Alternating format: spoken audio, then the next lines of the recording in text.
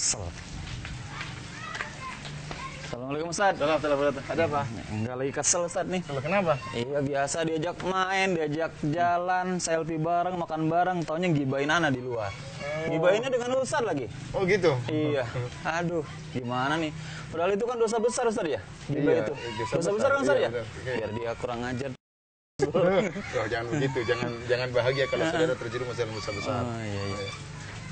Memang gibah itu tidak dilakukan, dia merupakan apa? Dosa besar. Ya. Dalil-dalil ya menunjukkan bahwasanya gibah itu adalah dosa besar. Kok bisa dosa besar Ustaz ya? Padahal kan tidak melukai orang, tidak membunuh orang. Bisa dapat dosa besar dia orang gibah itu Ustaz. Oh iya benar, gibah, ya, syariat menentukan bahwasanya gibah itu dosa besar dan dalil-dalil yang menunjukkan bahwasanya gibah itu dosa besar sangat banyak ya. Di antaranya dalam Al-Quran Allah Subhanahu Wa Taala berfirman, "Wala yaghtab ba'dukum ba'dha," dan janganlah sebagian kalian menggibah saudara yang lain. Atau ayuhibbu ahadukum an ya'kula lahma akhihi maitan fakarihtumu. Apakah salah seorang dari kalian suka jika memakan bangkai daging saudaranya? Dan kita tahu bahwasanya kalau kita makan bangkai hewan kita tidak bakalan suka. Sapi yang lezat, tapi kalau kita makan bangkainya sudah bau, kita tidak bakalan suka, menjijikkan. Apalagi yang kita makan bangkai manusia, apalagi manusia tersebut saudara kita, apalagi teman kita tadi, teman selfie bareng, teman makan bareng, kemudian kita makan dagingnya, itu adalah perkara yang menjijikkan. Dan Allah menyamakan antara gibah dengan memakan daging bangkai saudara. Oleh karena ini merupakan dosa besar. Kemudian syariat meninjau perkara yang lain. Kenapa gibah bisa menjadi dosa besar? Dari sisi dalil-dalil menunjukkan seorang muslim harusnya bersaudara. Dalam surat Al-Hujurat Allah mengatakan innamal mu'minuna ikhwah.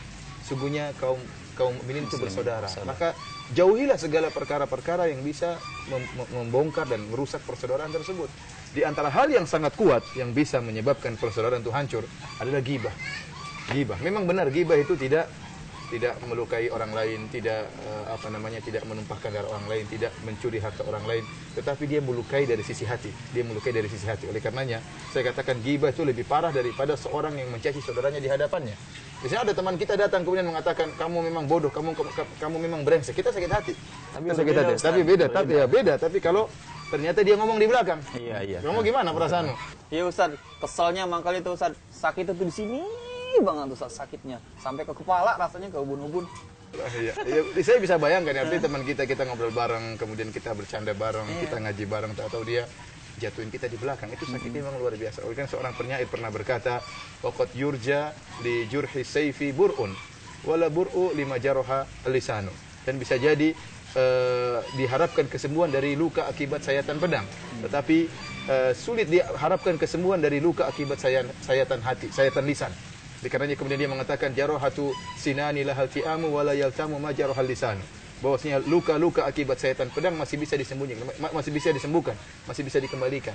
Tetapi kalau luka akibat sayatan lisan, akibat pedasnya lisan, maka sulit untuk disembuhkan. Kalau kita tahu orang tersebut pernah menyakiti kita, pernah menggibah kita, kita teringat dan sulit untuk menghilangkannya. Oleh karenanya dari sisi ini kita sadar kenapa gibah itu merupakan dosa besar. Karena menyakiti hati seorang, dan seorang terkadang lebih baik dia dipukul badannya daripada disakiti, dijatuhkan main belakang. Ini paling menyakitkan hati seseorang.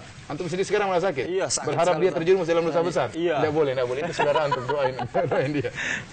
Kemudian saya katakan bahwasanya karenanya di antara hal yang menyebabkan menjelaskan bahwasanya gibah itu termasuk dosa besar, kita tinjau dari sisi dosa akhirat.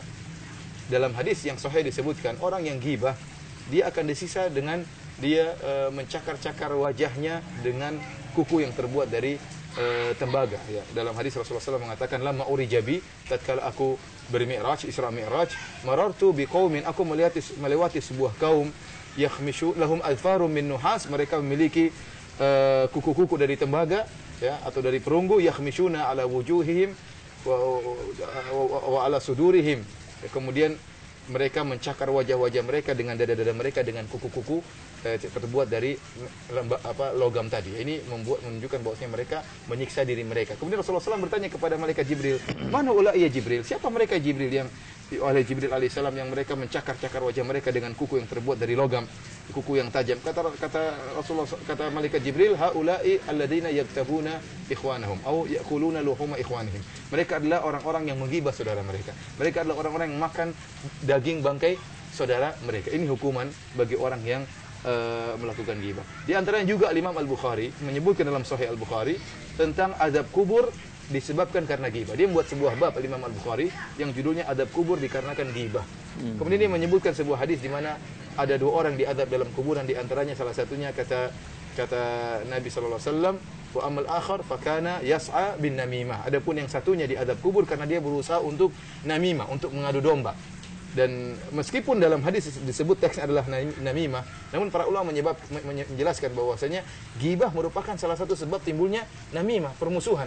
Antum bayangkan kalau antum kemudian bersahabat dengan teman antum tadi, dan teman antum tadi gibahin antum di sisi ustaz itu kan jadi buruk sangka sama antum. Iya betul, Ustaz. Jadi kemudian dia datang lagi, kadang-kadang dia menceritakan kejelekan yang salah satunya. Bisa jadi antum bermusuhan, atau paling tidak ustaz tersebut menjauhi antum karena berburuk sangka. Antum udah ceritain kejelekannya di si ustaz tersebut. Maka dia salah satu bentuk dari namimah. Dari sini mungkin sekarang antum sadar bahwasanya ghibah kenapa merupakan dosa besar, ya, karena tadi menyebabkan permusuhan di antara kaum muslimin, padahal persatuan sangat diharapkan.